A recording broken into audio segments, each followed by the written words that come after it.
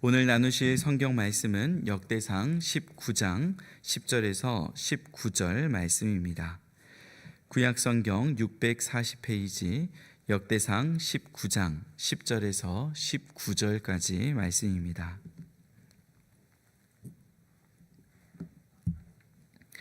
차례로 교독해서 읽겠습니다.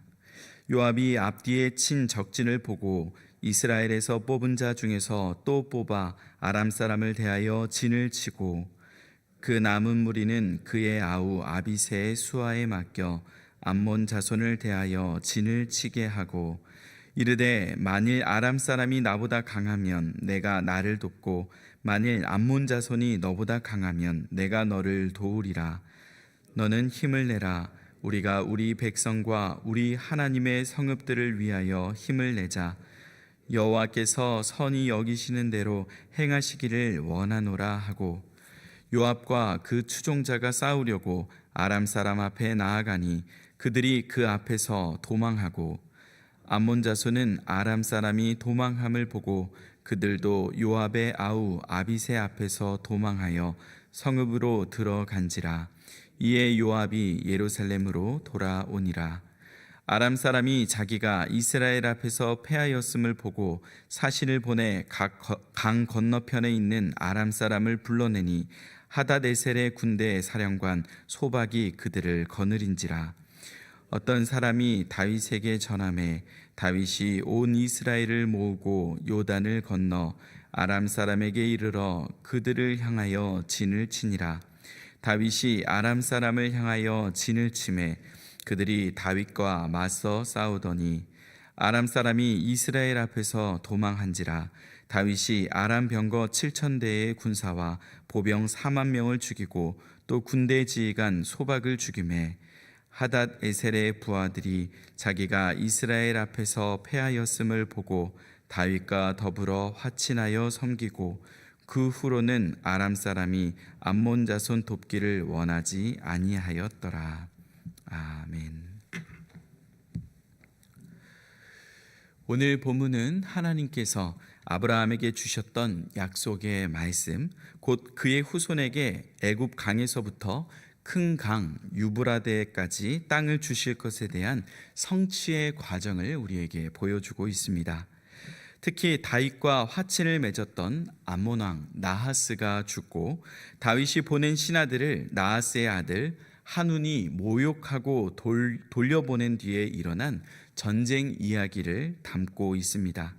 그 과정을 통해 하나님께서 허락하신 땅을 어떻게 차지하게 되었는지를 우리에게 보여줍니다. 10절에서 12절 말씀을 보시겠습니다. 요압이 앞뒤에 친 적진을 보고 이스라엘에서 뽑은 자 중에서 또 뽑아 아람 사람을 대하여 진을 치고 그 남은 무리는 그의 아우 아비새의 수하에 맡겨 암몬 자손을 대하여 진을 치게 하고 이르되 만일 아람 사람이 나보다 강하면 내가 나를 돕고 만일 암몬 자손이 너보다 강하면 내가 너를 도우리라.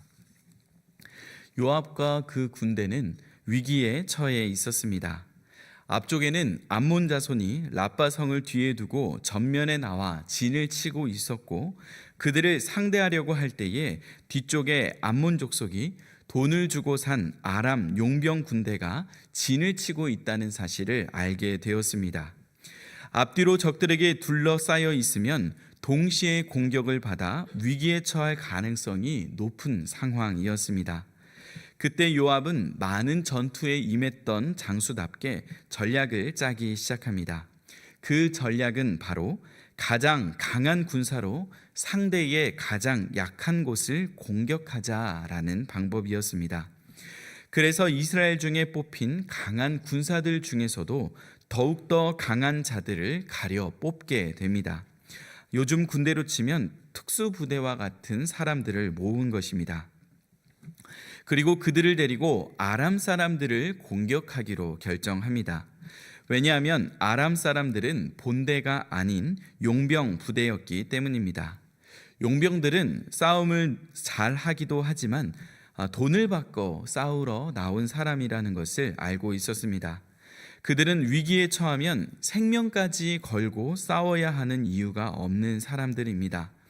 그러나 암몬 사람들은 뒤에 자신들의 성이 있고 가족이 있고 재산이 있어 지켜야 할 것이 더 많은 사람들이었습니다.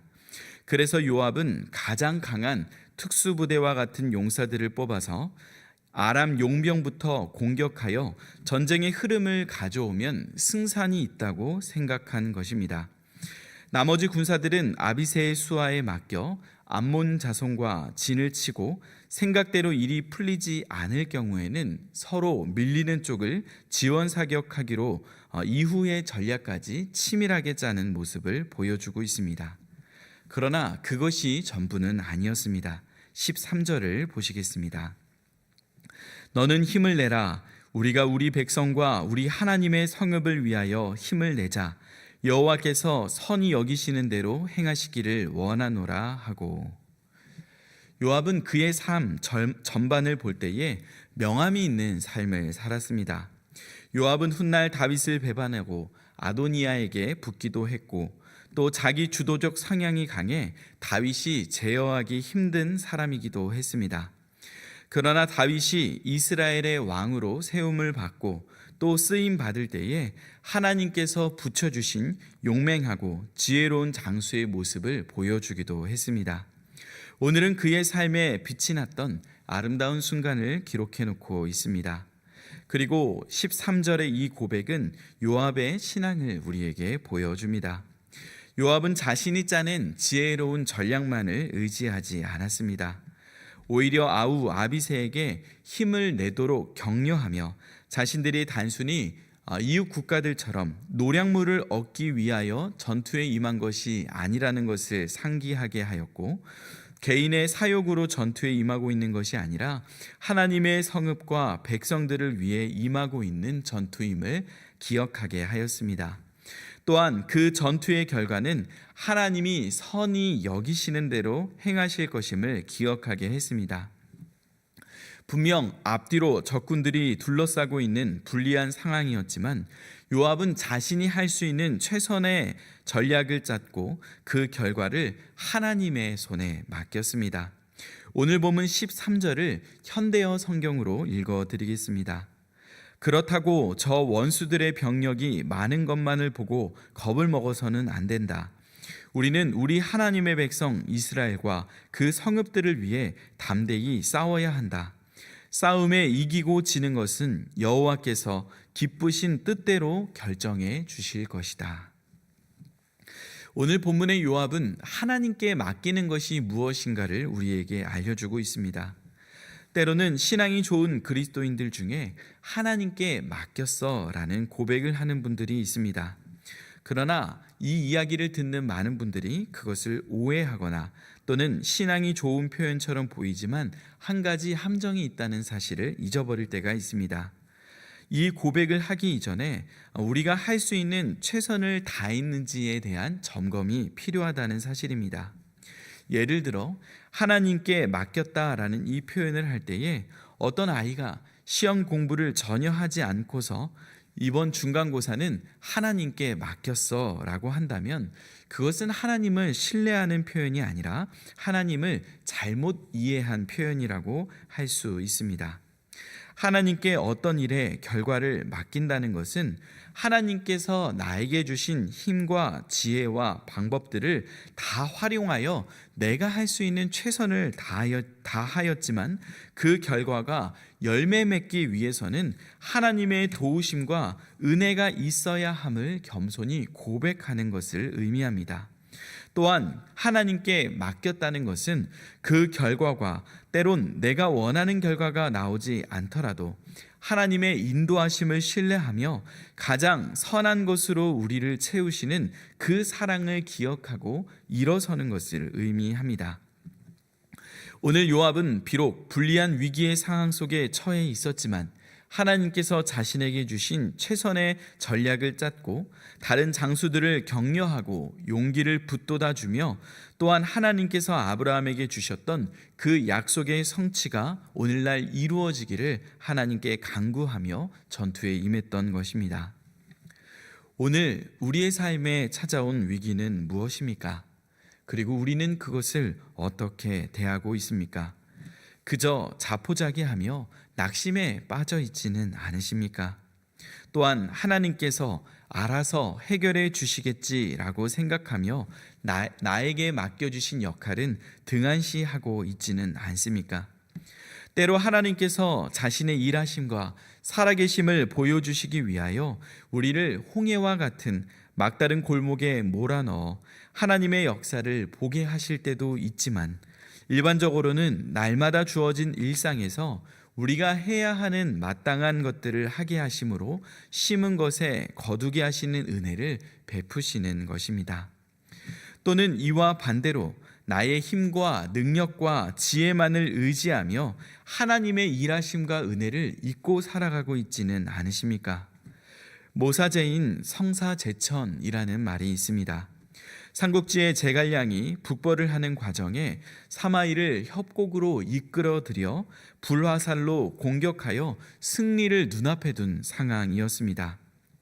그때 갑자기 하늘에서 굵은 빗줄기가 내려 불이 꺼져 사마이가 목숨을 건지고 도망을 가는 일이 발생하게 됩니다.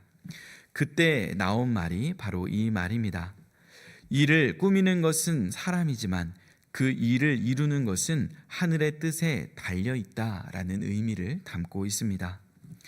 우리는 두 가지 극단, 곧 나의 일과 하나님의 일 두 가지 중에 하나를 놓치고 살아가고 있지는 않은지를 돌아보아야 합니다.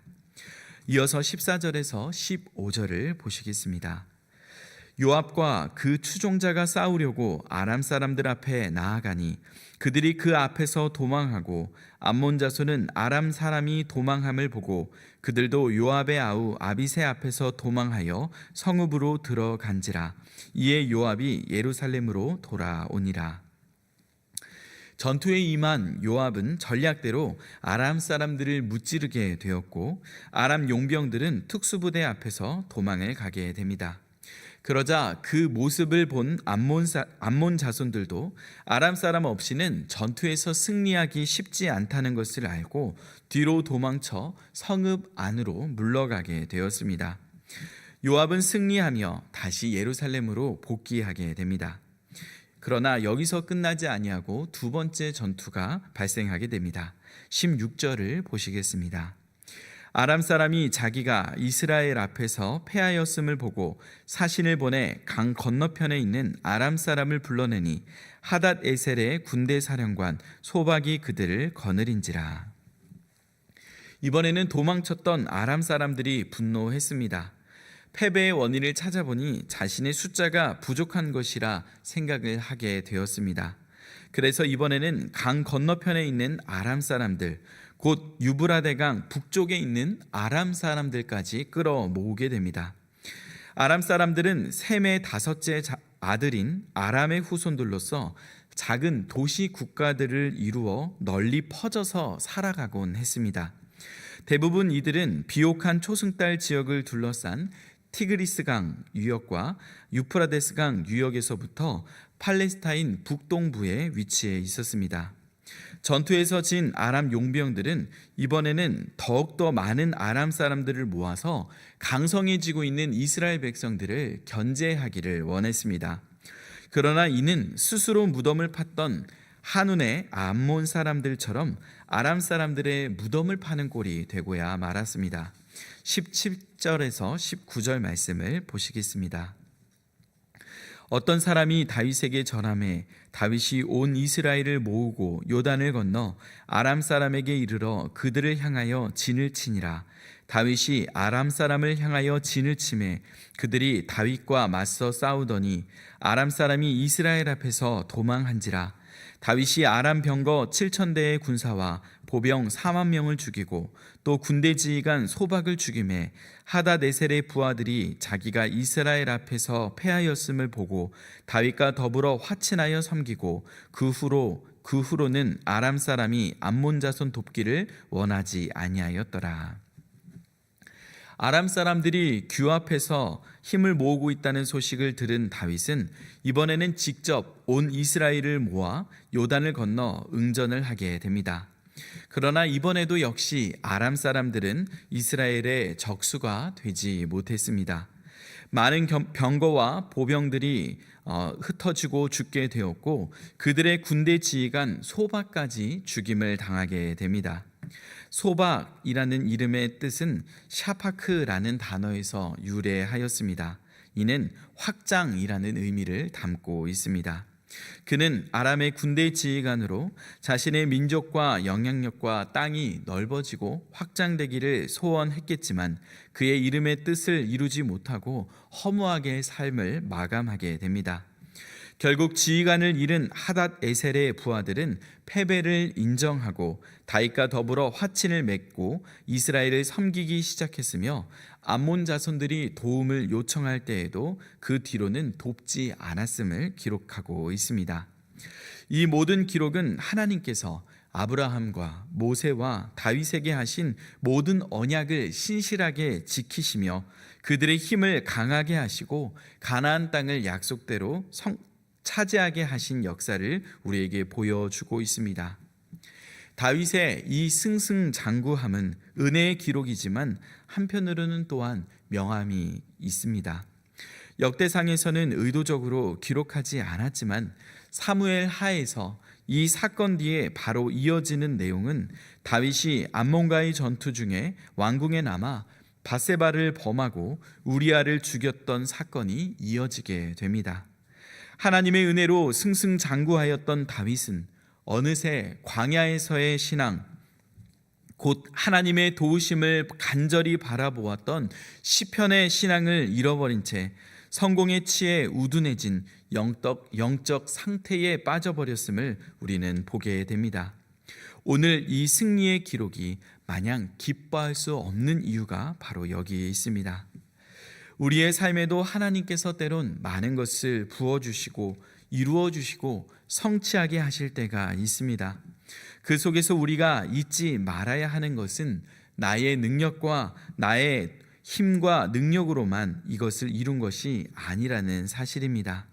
하나님의 은혜와 하나님의 도우심이 없다면 우리의 모든 노력은 수포로 돌아가기 쉽습니다. 또한 우리를 승리하게 하시는 하나님을 잊지 말아야 합니다.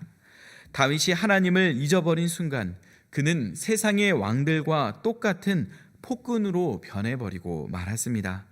자신이 원하는 욕망을 이루기 위하여 타인을 희생하고 수단화해도 된다고 생각하는 일반적인 권력에 취한 왕이 되고 만 것입니다. 이는 하나님께서 자신을 왕으로 세우신 목적을 잊어버린 것입니다. 만약 우리의 삶에 하나님께서 많은 은혜와 계속된 성취를 주실 때에 자만에 빠지지 말고 도리어 우리의 마음과 삶을 돌아보는 기회로 삼아야 합니다. 하나님께서 왜 나에게 이토록 놀라운 은혜를 부어주셨는지, 또한 이것을 통해 하나님께서 이루시고자 하시는 뜻이 무엇인지를 계속해서 따라가지 않는다면 우리는 하나님과 동떨어진 자신의 만족과 교만에 빠져 욕망의 노예가 될 수 있기 때문입니다. 오늘 이 본문의 말씀을 통하여 성취의 단꿈에 취한 우리의 눈이 진리의 말씀으로 밝혀지고 뜨거운 가슴을 품고 다시 한번 세상에 나아가 빛된 삶을 사는 주님의 사람들이 되실 수 있기를 간절히 축원드립니다. 기도하겠습니다. 하나님 아버지, 우리의 삶의 자리에서 때로는 내가 감당해야 하는 일을 하나님께 맡겨드린다며 게으름을 핑계 삼을 때가 있었고, 때로는 우리의 힘과 능력에만 취해서 스스로 모든 것을 이룰 수 있을 것처럼 교만함에 빠지기도 했음을 고백합니다. 우리를 심어주신 자리에서 함께 일하시고 성취하시는 하나님의 은혜를 기억하게 하시고 우리에게 주신 사명을 묵묵히 감당하며 겸손히 하나님과 동행하는 빛의 자녀들이 되게 하여 주시옵소서. 예수님의 이름으로 기도드립니다. 아멘.